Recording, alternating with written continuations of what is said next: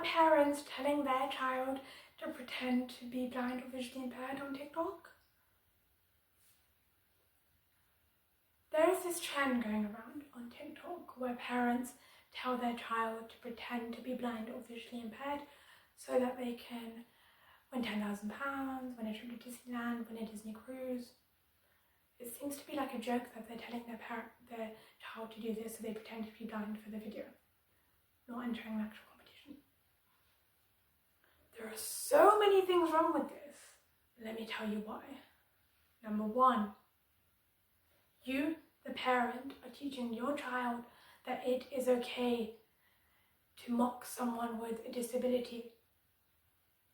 You, who is the adult in the situation, are teaching them that being blind or visually impaired and the struggles that you shared in your video are things that can be laughed at, that things are just all fun and games to share, and it's a joke really. That the life someone that blind and visually impaired lives is a joke, something to be mocked and made fun of.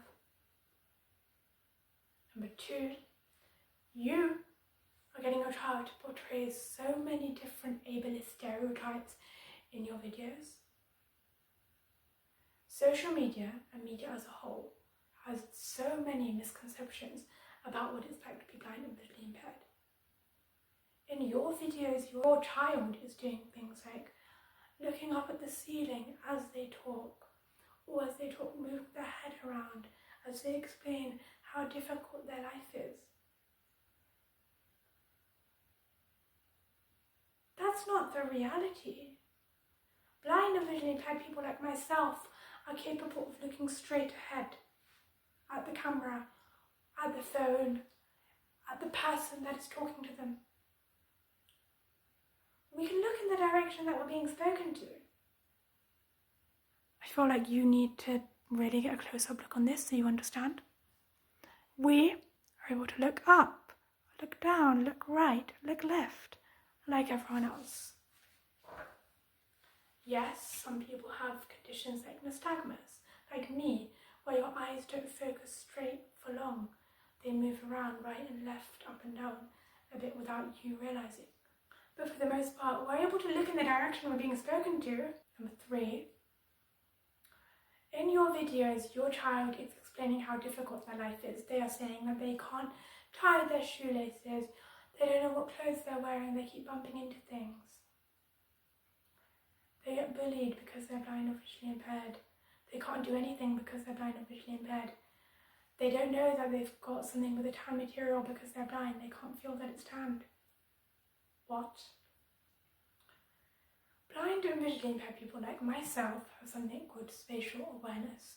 It means that you don't need sight to know how to navigate in your own home, or how to navigate a supermarket or shop or place that you go to frequently. It means that you are able to feel your way around, sense where your bed would be, or the dresser, or where the stairs are, and just navigate with your eyes closed and not really need to see it. You can just feel and orientate yourself without needing your vision. I have blind friends that can navigate their whole house without needing sight, without needing someone to be their shadow and help them get to where they need to be. I, as a visually impaired person, can do it to an extent as well in my own bedroom. I'm not that good where I can do it in my whole house, but I can do it to an extent. Plus, our hands are our eyes. We're able to feel what something is instead of needing to look at it.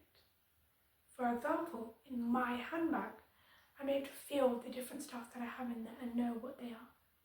I know where they are because of my hands. My hands are my eyes. I think I'm on number 4 actually. Number 5.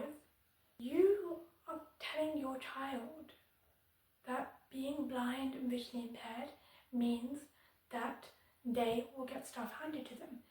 You are telling them blind and visually impaired people don't have to work for anything.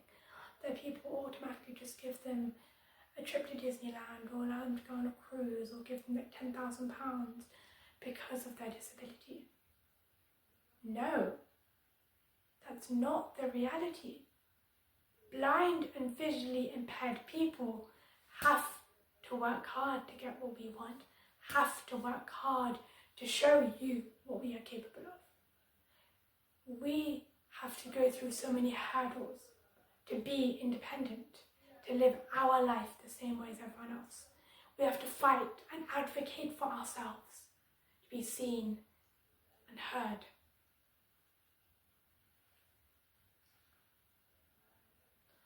Number 5. In the videos, you and your child are laughing about pretending to be blind. Like it's a joke, like it's something to take the piss off, something to make fun of. What could happen is someone else watches your video, or even your child remembers this and thinks it's really fun, and then they encounter a blind or visually impaired child or classmate at school, or like as a teenager in high school, or when they're at university or in work, or some stage in their life, they meet someone that's blind or visually impaired, and they think it'll be really funny to mock that person and be like, oh, you can't do this, you can't do that because you're blind, you know, your life is so hard, ha ha ha, like this is me, I'm an achiever, I can't use my phone, I need to look at stuff this way, I can't do anything because I'm blind. You're teaching them that it's okay to be a bully. And lastly, if a blind or visually impaired person watches your video, if they are young and impressionable, if they are trying to live their life, if they are the only person in their family, in their friend group, school, university, workplace that is blind or visually impaired, they're going to feel horrible.